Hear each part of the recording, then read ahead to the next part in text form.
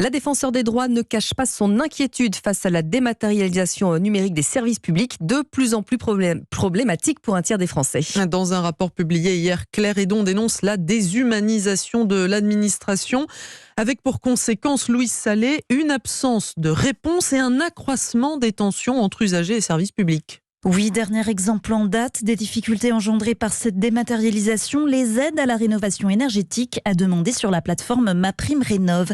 L'institution du défenseur des droits a été saisie plus de 500 fois sur le sujet depuis 2020 par des usagers lésés, parfois contraints de passer l'hiver sans chauffage ou de contracter des prêts. La défenseur des droits, Claire Hédon. 11,5 millions de personnes qui sont en difficulté avec le numérique, 4 millions de personnes qui n'ont pas forcément de connexion Internet. Donc, quand vous avez ce chiffre-là, c'est quand même indispensable de continuer à prévoir un accueil dans ces services publics. Et chacun d'entre nous peut être en difficulté. Même très à l'aise sur Internet, il peut y avoir des bugs. Vous pouvez faire une erreur. Il faut pouvoir voir quelqu'un en physique. Un accueil physique et téléphonique est absolument indispensable. Et il faut remettre de l'humain dans la machine, franchement. Voilà. Versements erronés des pensions de retraite, amende contestée. Toutes ces réclamations finissent sur son bureau à cause d'une absence de réponse de la part de l'administration.